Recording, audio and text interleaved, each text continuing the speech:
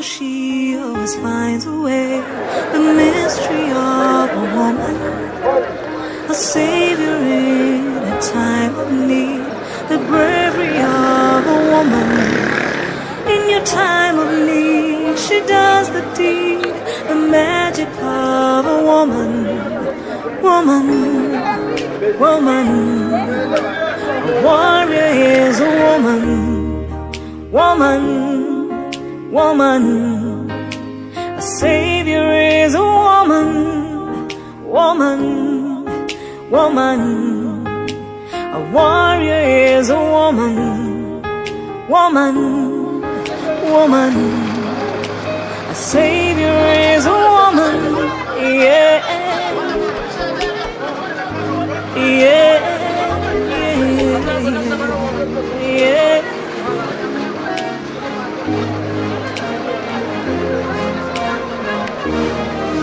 When a man will cry, a woman smiles. Her shoes have walked 1,000 miles. The sticks of stone can break her bones. She welcomes all her friends and foes. When her spirit's down, she has no time to frown. A warrior is a woman, woman, woman. A warrior is a woman, woman, woman. A savior is a woman, woman, woman. A warrior is a woman, woman, woman. A savior is a woman, bountiful, wonderful is her frame of mind, beautiful, colorful, style is one of a kind. A womanhood, motherhood, her strength and pride, her warmth and grace she cannot hide. The wonders of a woman, woman, woman. A warrior is a woman, woman, woman. A savior is a woman, woman, woman. A warrior is a woman, woman, woman. A savior is a woman, yeah.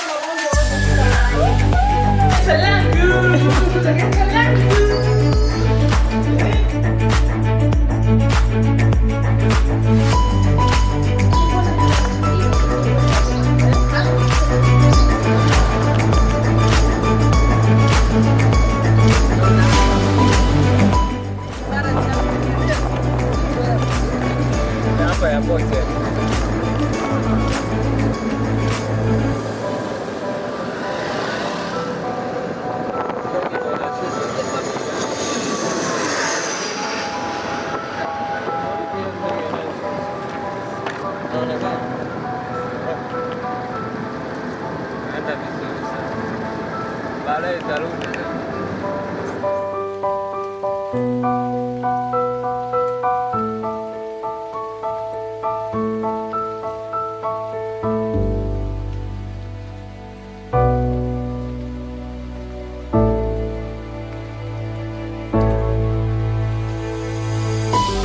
Dodoma salama, na ninaamini kwamba kila mtu ameanza kuona kitu fulani, na mimi mpaka asubuhi ndio kuna mabadiliko fulani fahamu kufikiria na nini. Kwa hiyo na tumeshatoa shukrani kwa wenzetu kwamba wameturuhusu, na mimi nataka niseme kwamba hatutakiwi kuchukulia for granted. Sio kwamba sisi ndio wake wema sana, sio kwamba sisi tumefanya mambo mazuri sana, lakini tuchukulie kwamba ni neema ya nini basi. Baba kukubali kukaa na watoto.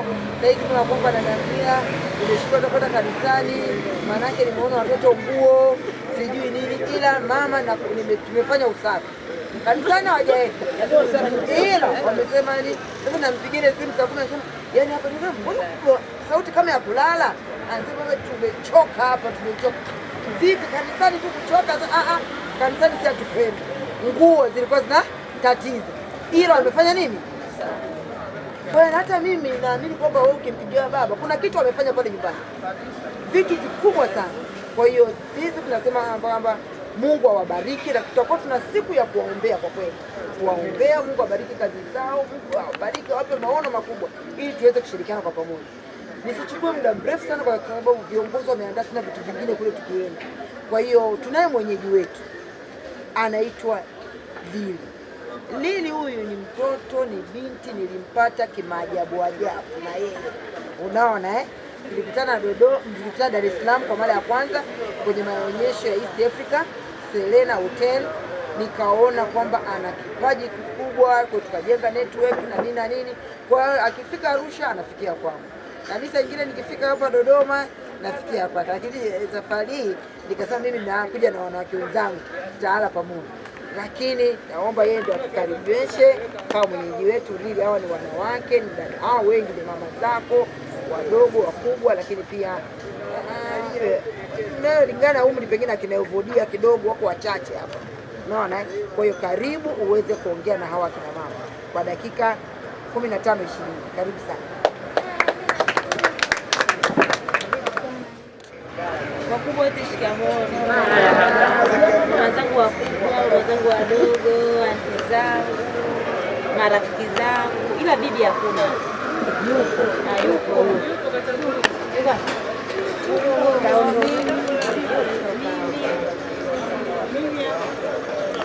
Mimi nafurahi sana kuwaona. Mimi naitwa Lilian Bryson Sambu Shimoro. Yaani natumia sauti kubwa ila nitajitahidi. Naitwa Lilian Bryson Sambu. Unanisikia sasa hivi? Yule dada mwenye nguo nyekundu unaitwa nani? Wewe unaitwa nani? Esther. Ninapozura kukumbuka. Jamani, mimi nawakaribisha sana Dodoma. Kwanza nichukue nafasi hii kumshukuru Mwenyezi Mungu kwa sababu dunia ina mambo mengi, lakini ameweza kuwawezesha kufika salama. Kuna wengine wanasafiri mpaka na ndege. Ndege ndio usafiri ambao watu wanaamini kwamba huwezi kupata ajali kirahisi, lakini siku hizi zinaanguka tu hata hizo ndege. Lakini Mungu amewatangulia, mmeanza nani. Unajua mnapoanza kuja na wazo mpaka mlisimamie litekelezeke kwa watu wote hawa, ni kazi ngumu sana. Na wanasema uongozi unaanzia hapo, unaanzia nyumbani, lakini kuweza kuunganisha watu mpaka mko ngapi jumla? 24. Mpaka kwa maana ni dozen tunasema. Dozen mbili. Kwa hiyo walete watu ambao ni 24 sehemu moja, ambao wana wafanya biashara, wafanya kazi, wenye malengo, wengine hawana malengo na wanataka kujifunza kwa wenzao ili waweze kuwa nayo. Hatuwezi kufanana, hiyo ni kawaida. Kuna watu ambao wanapenda sana kujali muda, kuna ambao hawapendi kujali muda. kuna wale ambao wenyewe fashion kwao ndo ya kwanza, kuna wengine ambao ni kinyume chake. Lakini sasa tukubaliane, kila mmoja ana interest yake, ndio maana yangu kwamba kila mmoja na kipaumbele chake, lakini sasa mmekubali kipaumbele kiwe hiki. Kwa hiyo sio kazi nyepesi kuwa kiongozi. Kwa mimi namshukuru sana Isabella kwanza kwa huo moyo wa ziada wa kujitoa na kuwaleta pamoja mpaka mkafika leo Dodoma, mkaona kwamba jamani nataka kwenda kutembea Dodoma. Sijajua nia yenu kubwa ni nini, kwa nataka nisikie kutoka kwenu, lakini najua sehemu kubwa ni kujifunza. Na sio kwamba Dodoma tuna mambo mengi mapya ya kutisha, ila tu ni jinsi gani tunaya brand yale mambo kwa ya tofauti. Kwa pamoja. Kwa mimi ningependa cha kwanza niweze tu kuwakaribisha, lakini nimemshukuru, najua hata nyinyi mmemshukuru na nimefurahi kuwafahamu wote. Nadhani kwa majina nitawafahamu siku ya Jumanne, unasema Jumanne ndio kwa session yangu. Jumatano. Kwa hiyo Jumatano unazaliwa kwa majina. Sasa hivi sitataka kujua kwa majina kwa sababu nimetoka hapo mbele kwa kusafiri. Lakini kisiende mko nyumbani. Leo sitaongea mambo mengi sana, lakini nitaongea tu mambo machache. La kwanza ni hilo la uongozi, kwamba uongozi au kiongozi ni nani? Kwa nini unahisi nimesema hilo swala kwamba sio kazi nyepesi? Kwa sababu nimefanya mambo ya uongozi, kuongoza watu, kuongoza watoto, kuongoza vijana, kuongoza watu wazima, sio kazi nyepesi kabisa. Kwa hiyo hii ya kwanza kumpigia Isabella makofi kwa sababu anawafanya mfikie.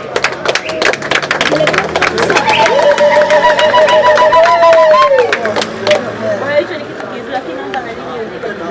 Kuna mtu ambaye leo hapa ni kiongozi kanisani, kuna mtu ni kiongozi kwenye familia, kuna mtu ni kiongozi kwenye ukoo, lakini ameshindwa hata kumanage watu 6 tu wanamshinda. Huko ndani yani migogoro kama pengine sisi wa vijana wadogo, nitampigia mama nitamwambia sio kwanza.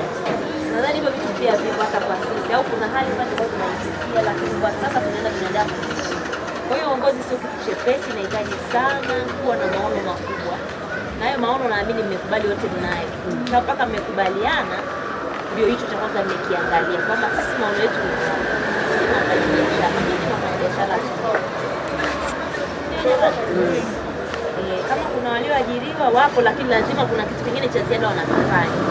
Kwa wale ambao walikuwa hawafanyi, ndio ninashare sasa hivi kwamba iwe ni sehemu tuanze kufanya kitu. Kazi moja haitoshi. Nikashare experience yangu ndogo tu. Kuna sehemu huko nilikuwa nimeenda kwa ajili ya kujifunza. Nilichojifunza wenzetu wanafanya kazi kama ambaye Isabella. Wanafanya kazi. Kwa nasema mtu unamwajiri labda anafanya kazi masaa 8 tu, anaanza kulalamika, anafanya kazi zote mimi au wewe mwenyewe hapo binafsi. Yaani kazi zote nafanya mimi, sio nimejitolea, sio nimefanya nini?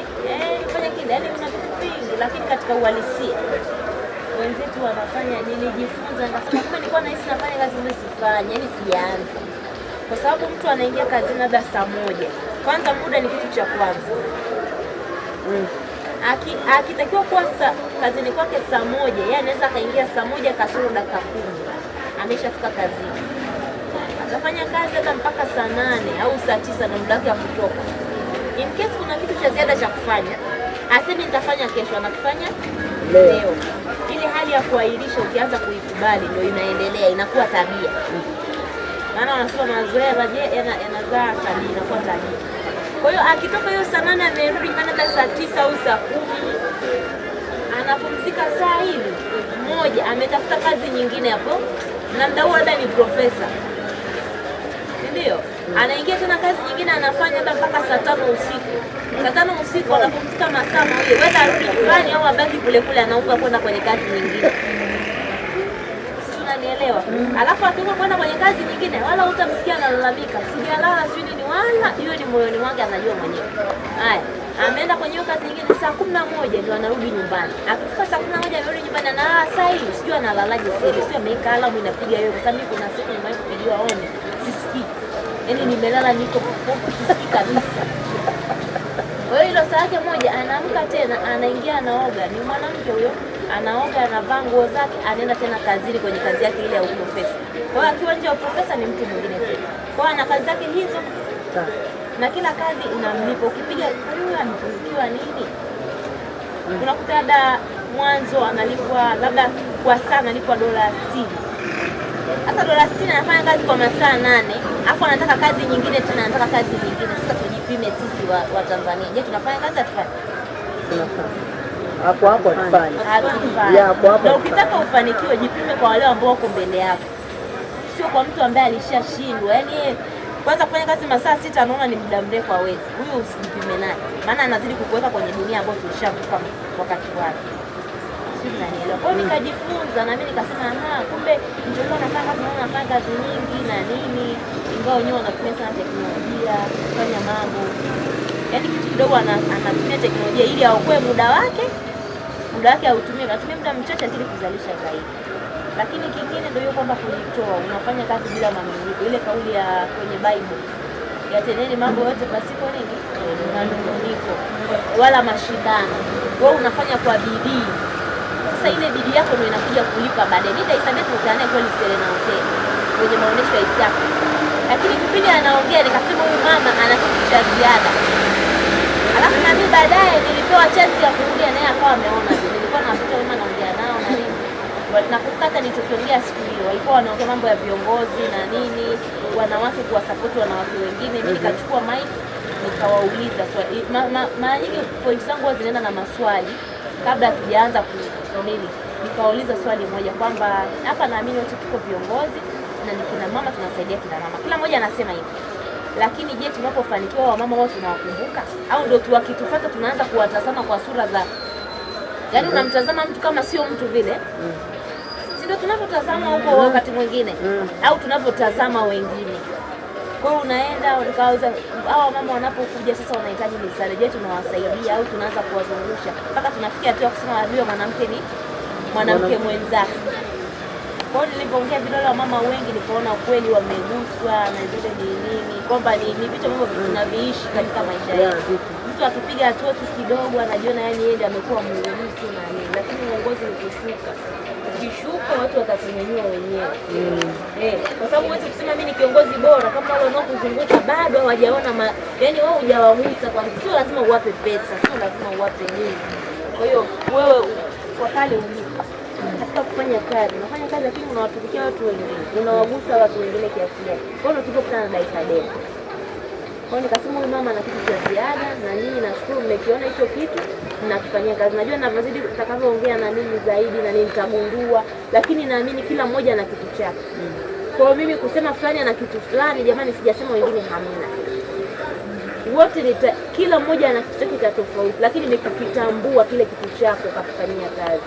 Kuna mtu mwingine hana uwezo wa kushawishi lakini anaweza kufanya kazi. Kipindi nimeenda kwenye kozi yangu moja ya mambo ya utawala na uongozi, tunajifunza kuna baadhi ya watu wanapofanya mambo yao wenyewe ni yani wako kwa niaba ya watu. Ile kuna mtu akifika ni mpaka watu yani haone watu wako vipi ndio anafanya kazi zake. Kuna watu wa aina hiyo. Lakini kuna mtu anaingia yeye anaangalia kazi zake. Ratiba yangu iko vipi, anafanya kazi anaondoka.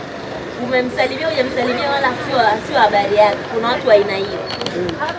Sisi tuko pamoja. Kuna watu ambao wenyewe muda ndio kila kitu. Yaani ukifika sasa hivi tunafanya tufanye mambo bana, acheni kupiga story pale tumalize. Kuna vitu kama hivyo. Lakini pia tumejifunza kwamba hamna haja ya kuyabeba yote. Yaani ukabeba moja zaidi kuliko lingine. Kwa hiyo sisi kama kina mama, sisi kama kina dada, sisi kama kina aunti, kina mdogo, yaani hauna haja ya kuwa ukapitiliza. Kila kitu kifanye kwa nini? Kwa kiasi. Turudi kwenye Biblia kule tunapoenda, turudi kule bado. Yatendeni mambo tukasanunguniko kwamba unaongoza huyu amekasirika, usipende kukasirika.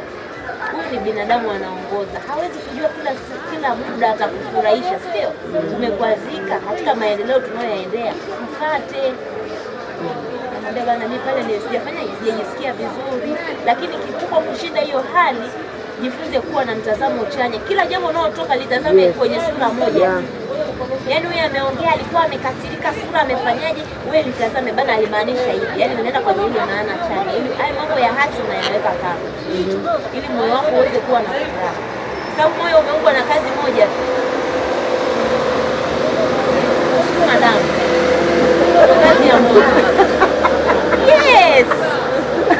Moyo umeumbwa na kazi moja. Mimi mwenyewe nilikuwa ni mtu wa kuchukia, kitu kidogo unaongea. Yaani na reason sana. Mimi ni mtu wa reason. Kwa hata nyinyi hapa baadaye nikirudi tena nyumbani lazima nianze kuwafikiria upya. Sio, mnanielewa? Yaani ni kuna watu wa aina hiyo, yaani wanalizo na wanakuja na majibu. Atafiti apate taarifa nyingi ndo aje. Kuna watu wa aina hiyo. Lakini sasa baadaye nikawa yaani mtu akiongea kitu nataka nikuweke kwenye moyo, yaani alafu nilipize kisasi. Hicho kitu nilikuwa nacho. Napenda kushare pia kwa sababu najua watu wa aina yangu wapo. Kama hata mimi si mtu kama wengine. Yes. Kwa ile tabia siku nimekaa na babangu mkubwa namueleza akaniambia, Lilian, yaani wewe unajua kazi ya moyo ni nini? Nikamwambia najua kazi yake ni nini. Afu nilikuwa na hasira kweli. Baadaye akaniambia no, kazi ya moyo ni moja tu. Kusukuma damu. Yaani hata ule wimbo wa kusukuma damu ulikuwa haujaja. Kwa akaniambia kazi yake ni kusukuma damu. Kwa hiyo nikajifunza nikakaa chini nasema unajua kwani mambo mengi yaendi kwa sababu moyo wako unaujaza vitu vingi. Hiyo sio kazi yake. Kazi yake ni moja. Kwa hiyo na sisi sasa hivi hapa naomba tuondoke tukienda kulala tuseme tu kazi ya moyo wetu ni hii moja. Ni kusukuma damu. Haya kufikiria si nani familia Mungu tumemuomba umemkabidhi ile familia hujamkabidhi. Sasa kwa nini unaanza kuanzia tena na familia unaiweka kwenye moyo tena pale ndani? Mungu kazi yake kusukuma damu. Alafu zaidi umemwomba Mungu abaki na familia. Mungu atafanya kazi yake. Umejaribu Mungu. Amen. Wewe kumjaribu Mungu.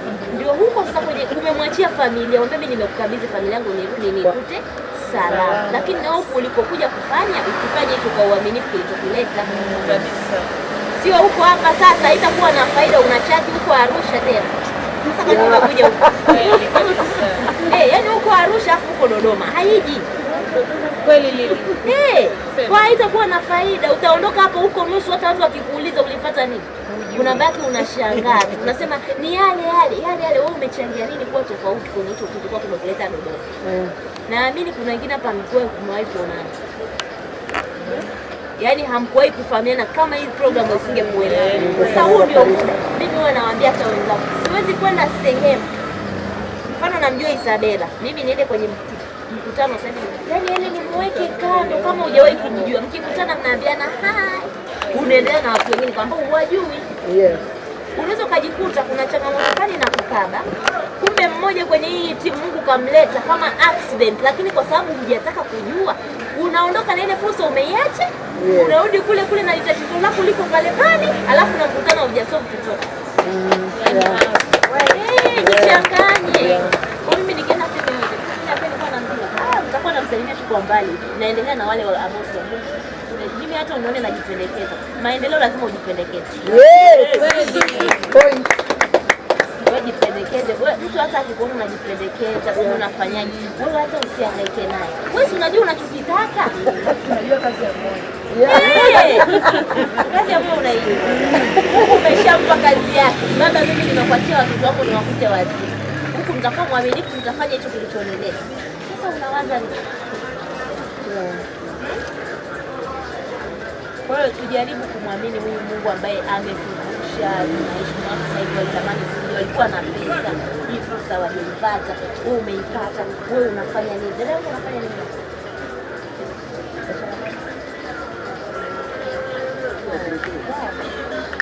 Biashara yake ni Kaosh. Ulipokuja Dodoma umegundua nini kwamba hizo Kaosh nyingine zinazoendelea hapa Dodoma wanafanya kwa kiwango unachokifikiri, wanafanya vibaya au unaona bado wamepungua? Yaani kuna vitu vingi vya kujifunza. Kuna mtu mwingine pia anafanya Kaosh inawezekana. Au yeye afanyi Kaosh lakini ana bidhaa zinazoweza kumsaidia wa Kaosh akapata bidhaa na anatoka Arusha huko. Unajikuta kwa sababu haujichanganyi au unaionea aibu biashara. Mimi nikifika kwa mtu naanza kutambulisha. Mimi naitwa fulani nafanya hiki nafanya. Mpaka ananiambia mbona una vitu vingi unafanya? Nikamwambia vinategemeana. Vinategemeana. Kwa hiyo ni wewe nimekupatia hilo tenga lote uone afu uchague nini unapenda mimi nitakuhudumia kwenye hiki. Lakini hatuwezi tukaja watu 100 tukawakilisha kitu kimoja. Lazima ataongea mmoja. Kwa hiyo naongea mmoja kwa niaba. Kwa hiyo akiniambia hata mimi nataka labda mambo fulani nitamwambia huyu sasa muhusika namba yake ndio mpigie. Yeye atakueleza vizuri. Mtu akikuuliza unafanya nini usianze kuona aibu. Sisi tunapewa zoezi moja inaitwa pitching. Pitching. Business idea pitching. Pitching ni kama vile au inaitwa elevator pitch. Maana yake wanakuambia fikiria umeingia kwenye lift. Yaani tunaanza kwenye ground pale, tunaenda second floor. Si ndio? Tunaenda second floor, una dakika 2 na umekutana na mwekezaji au mwezeshaji ambaye anaweza kawa msaada kwako. Sasa unaanza kumweleza, yaani mnaingia tu kwenye lift, unaanza kumwambia. Yeye hakujui wala hamjakutana. Unamsalimia na kuanza kumwambia. Dakika 2 maana yake akifika second floor, huwa umemaliza kumweleza biashara yako, hata kama unafanya biashara 50, zote wewe umezieleza na ikiwezekana na namba ya simu umempa. Umenielewa? Kwa hiyo maana yake inabidi pia tujifunze jinsi ya kueleza biashara zetu kwa maneno mafupi, lakini kwa ujasiri. Unajua unapoeleza biashara yako kwa mara ya kwanza na kusoma sura, unajiamini na hiyo biashara au ndio unaanza yani uje huko mguu nyuma, yani mguu ndani nje, au huko miguu miwili? Kwenye miguu miwili utamuona akikueleza. Kuna ujasiri fulani, au amefanya kwa sababu ya shida tu yani. Lakini mtu ambaye anapenda biashara yake, hata kama ni mkulima, atasema mimi ni mkulima, nalima mahindi, maharage na hiki na hiki, mkoa fulani. Yani unaeleza ile full package. Unanielewa? Kwa hiyo unachokipanga, hayo yote yako ndani ya uongozi. Kiongozi lazima ujiamini, usiwe mtu wa kulalamika, unayejali muda. Unapoenda sehemu unaenda kwa lengo, sio unaenda tu kusindikiza wengine. Kuna watu wanaweza akajikuta amekuja tu kutalii, lakini kutalii kule, mimi ni mtaalamu wa mambo ya utalii. Kwa kama unakuja kutalii lakini hakuna kivutio hata kimoja ulichokiona kikakufurahisha, pia napo ni jambo. Au kingine kwamba umetaka lakini umeona fursa ndani yake. Yaani uende kwa purpose, kile unachofanya uwe na purpose. Sasa purpose yako ni nini? Naomba kila mtu anapoenda kulala, nimewapa mazoezi fulani. Moyo kazi yake ni kufanya umeshamwachia familia. Wewe amini, umekuja hapa na lengo gani? Vision yako ni nini? Na asikudanganye mtu. Hata kama ukienda kwa mtoto leo tukaita watoto, nyinyi wote ni watu wazima, lakini tukasema tuite mtoto mdogo aje hapa, kwa sababu wote katika utu uzima tulipitia utoto, si ndio? Manake vitu vingi tunavijua, lakini hata mtoto mdogo ana kitu kipya cha kufanya wewe leo ukajifunza. Haijalishi amesoma ule mtoto mdogo hajasoma. Amini kwamba kwa kila mtu kuna jambo la kujifunza kila leo. Ndio maana mimi marafiki zangu sina kundi. Mimi sina rafiki ambaye atasema huyu ni permanent. Yaani nina marafiki wengi, lakini ninajua nikienda kwa Daisabela ni rafiki yako wa kunishauri, kuongea madili, tukipanga yanatimia. Kuna wazo ambao nikilipata sitokaa niende kwa Daisabela. Najua hili Daisabela sio sehemu yake. Sijui mmenielewa. Sasa je, tumewakategorize kwa rafiki zetu? Yaani wewe mtu anakusoma kwenye ramani, anajua mimi huyu nikimtafuta Sunja nikimkosa lazima atakuwa line police. Hautakiwi kuwa hivyo. Na ndio maana sana watu wengi wanaishia ule umbea nini. Yaani mtu anaweza kukusoma kwenye ramani, akitumia rafiki yako anakuangusha. Mmenielewa? Yes. Kwa hiyo usomeke, yaani mtu akikutafuta kwenye ramani hivi asikuone. Yaani atuwazidi atakuwa sema, lakini haupo huko sehemu nyingine. Tusiwe na mazoea, yaani maana yake nasema tusiwe na mazoea. Watu wote uwathamini. Kama mtu ambaye huthamini watu, utakuwa na kundi fulani tu. Maana yake sio lako tutalipeka kwa mfano, lakini kumbe hata watu wengine wanaweza, ila wagawani, watu wote wape nafasi. Kuna mmoja ni maskini sana, elimu yake ni ndogo sana, lakini anaweza kukusaidia kitu kikubwa sana. Kuna mmoja haendi kanisani, kila ibada hutamuona, lakini ni mtu mcha Mungu mzuri, na ukienda anaweza kukupa ushauri ukakuokoa wewe kwenye shimo. Kwa sababu najua kwenye tunaosali sana pia tunaona baadhi ambao wasali sana kama hawafai. Lakini kwa Mungu wote sisi ni sawa. Kwa hiyo mwingine hata bado binti tu ataniambia nini? Anaweza akawa na ushauri. Kwa mimi marafiki nakuta kuna wengine ni wauza nyanya, wauza matunda, ndizi, wote mimi naongea nao wala sababu. Najua kuna kitu ambacho kwa huyu nikienda nitakipata, kwa huyu nikienda nitakipata, kwa huyu nikienda nitakipata. Kwa unajikuta ni mtu ambaye nadhani hata Daisabela amemwona. Kwa walemavu, watoto, vijana, kila sehemu unamuona. Kwa hiyo unamkosa kumsoma, yaani unashindwa kumuelewa. Lakini kote huko kuna vitu anavipata. ambavyo vina faida. Leo vimesababisha labda haya mawazo yamekuja kuwaleta kina mama tuweze kwenda pamoja. Na mimi aliponishia wazo lake moja la kwenda Rwanda, nikamwambia huyu lazima niende naye. Sasa najipanga hapo kwa sababu nina ratiba nyingine tena ya kwenda Nigeria. Kwa najipanga na wazo, lakini nimeshaweka purpose ya kwenda huko Rwanda. Nikasema purpose yake ilikuwa smart. Kwa hiyo tutaitumia hiyo purpose. Unanielewa? Kwa hiyo wewe kama unaangalia sasa tena wanaenda sasa hivi Dodoma. Ngoja tu mimi niende, lakini naenda tu labda nikarefresh. Mgeni akamwambia sasa wewe tu nikarefresh. Hapo usikubali kaenda bure tu kurefresh peke yake. Kuwe na kitu kingine. Mzungu anatoka Ulaya anakuja hapa, haji tu kutalii. Kuna mwingine ni mtafiti. Kuna mwingine ana mambo yake anafanya, mwingine anaangalia biashara. Kila mmoja na kitu chake. Kwa na wewe usitumie hii fursa kuja tu bure. Hizo siku zako 2-3 zina thamani. Na inawezekana leo ndio mlango wako wa mwisho. Wewe ukakukatusue. Yes. Kwa sababu umekuja akili umeikubali wewe kama vile vile, basi utakuja utarudi vile vile. Lakini ukisema mimi kila ninapoenda nataka nione kitu kitu. Nataka nione hivi, nataka nijifunze. Au marafiki watu, hakikisha unatoka na watu wako wawili serious. Yes. Ambao watakufaa kwenye biashara yako. Hata kama mlikuwa uombe. Acha mtazamo hasi wa kumtazama mtu. Yes. Acha kumtazama mtu hasi. Kila unayemuona muone ni wa thamani, anaweza akawa na mchango. Jisikie kuongea. Hata kama hajisikii, wewe mwambie tu. Mwambie mimi naitwa fulani bwana, nafanya hiki na hiki. Wewe unafanya nini? Hata kama hataki kukusemesha, msemeshe kwa wema tu. Ataenda kesho atakosa mwingine wa kumsemesha, atakuja. Hapo zaidi maisha ni mafupi sana. Kuna muda huwa anarudi na tazama watu wazuri wanakufa, wanaondoka. Sasa mimi nina tofauti gani na hao wengine? Ni Mungu tu amenipa hii chance ya muda mfupi. Kwa hiyo ukiongea na wengine kuna mambo mazuri huko ndani utajifunza. Najua wako waliosoma sana, tupo ambao hatujasoma sana, tupo ambao ndio tunafikiria kuanza shule, ila muogope sana mtu ambaye atakwambia hauwezi. Huyo ndio achana naye. Wewe msikilize. Ukimshamgundua hawezi na habari zake ni za kutokoeza, wewe mwambie mimi naweza. Kama wewe uwezi basi uendelea kutokoeza, mimi naweza. Na huyo muepuke kama ukomo. Lakini pia unaweza ukapata njia ya kumsaidia. Ukiona anakubali, kusaidika. Lakini kama akubali, mwache. Maana hata kujiingiza kwenye shimo, nasema tabia ya kando hiyo. Kaa hataki kuona mwenzake anafanikiwa. Ukipanda juu yeye anakuvuta chini mguu. Yaani hakikisha mpaka wote mnabaki kwenye shimo. Hiyo ndio kali.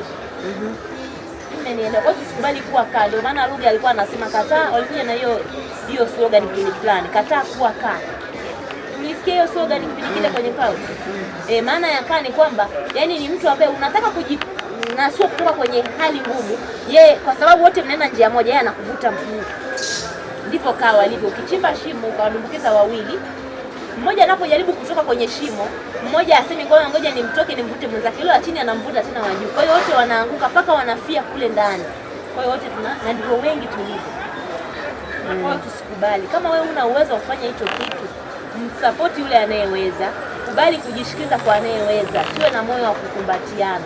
Hatuwezi kufanikiwa kwa mtu mmoja mmoja. Hicho ndio nilichojifunza. Huko kote nilikotembea duniani kote, hakuna mtu aliyefanikiwa peke yake. Huyu hasa Baresa, uende kwa Mengi, uende kwa nani na matajiri wote. Unaona nyuma yao walikuwa kuna watu walikubali, wenyewe wakabaki nyuma. Mengi akaenda mbele, akiwa amebeba watu wengi nyuma yake. Kwa hiyo tukimuona tunamuona Mengi, lakini nyuma yake kulikuwa kuna watu wengi sana walikuwa kwa Mengi, ambao walikuwa wamewekeza. Kwa na sisi kama unaona mwenzako anaweza kufanya, mtie moyo, mwambie, huo ndio uongozi. Uongozi ni kunyanyuka na wengine. Haina faida ya kufanikiwa mtu mmoja alafu wengine wengi wakakosa au wakafeli. Ni bora tufanikiwe wengi kwa level inayofanana. Hiyo mmenielewa? Tukaenda wengi kuliko kufanikiwa mmoja kwenye level kubwa sana lakini wengi wako kwenye hali ya umaskini. Hiyo haina faida. Kwa hiyo nisiongea maneno mengi sana. Niwakaribishe sana Dodoma, lakini tukalale na hayo mambo. Kajiulize wewe lengo la kuja Dodoma ni nini? Muono wako kwenye biashara. Hilo lengo lihusiane na unachokifanya. Yaani hilo lengo hilo lihusiane na unachokifanya. Liongeze thamani kwenye kile unachokifanya. Lakini kazi ya moyo wako ni kusukuma damu. Fulani amekukwaza, wewe sema kazi ya moyo wangu ni kusukuma tu. Hayo ya huyo mfate, mueleze kwa ungwana, yataisha. Tutaenda vizuri. Nawashukuru sana. Kwa kunisikiliza, niwakaribisha sana Dodoma. Kwa baadhi ya mambo ambayo ninatakiwa kusaidia kwa ajili ya kutoa hizo taarifa, nitajitahidi niweze kuandaa mapema ili muweze kwenda kwenye tour. Mimi sitakuwa na ninyi ndani kwenye tour. Yes, lakini ningetamani kuwepo, ila sijajua sana ratiba yangu ya kesho imekaaje, na mnaondoka asubuhi sana. Lakini siku ya session yangu nitakuwepo. Kwa hiyo nitawafahamu vizuri unafanya nini. Nitawapima, nitatumia muda mfupi, lakini nitaangalia wangapi ukweli kwenye biashara wanazozifanya wanaelewa wanazofanya, au kuna mambo ya kusaidia kwenye hivi wanavyofanya. Tumekuja na bidhaa zetu, wale ambao wanatoa labda wanazalisha bidhaa na nini. Kuna wale kuja na bidhaa. Okay, kuna baadhi ambao hawakuja nazo lakini wana huduma. Kwa hiyo tutawasikiliza kwenye huduma zao wanavyojieleza. Tutaweza kujua kwamba huyu, ila usifake, kuwa real. Ili mimi nione, alafu naweza kusaidia kwamba hiki kuna hiki tunatakiwa kufanya hivi na hivi. Lengo ni sisi wote tufanikiwe. Hakuna anayetakiwa kufanikiwa peke yake akawaacha wengine. Asanteni kwa kunisikiliza. Karibuni sana na ondoka na kitu kipya. Mimi nikija kwenu Arusha najifunza mengi. Mbona nyinyi mjifunze mengi kutoka kwa asante.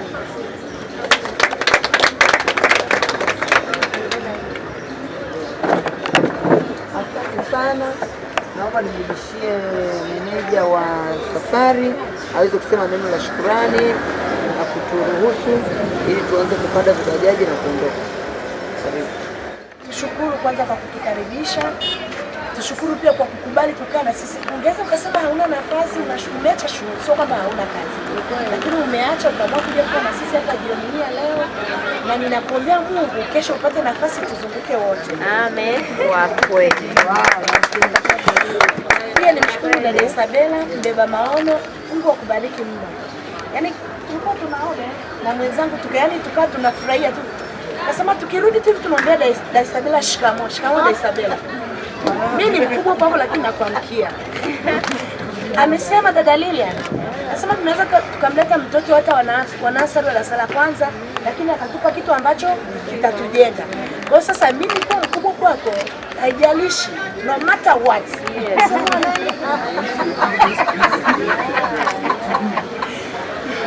Basi tunakushukuru sana kwa maono pia wamama, na tumepata kitu kwa Lilian. Ndio na huu ni mwanzo tu. Yaani huu ni mwanzo. Yaani hapa anaweka tu zege. Anaweka zege. Kwa hiyo sasa atakapoanza kunyanyua, nafikiri tutanyanyuka na hamna atakayekubali kubaki chini. Si ndio? Tumpigie makofi dada Lilian. Asante na shukuru, nafikiri tumefika mwisho kwa kipindi hiki. Nimkaribishe meneja usafiri basi aweze kutupa taratibu kama tunafanyaje.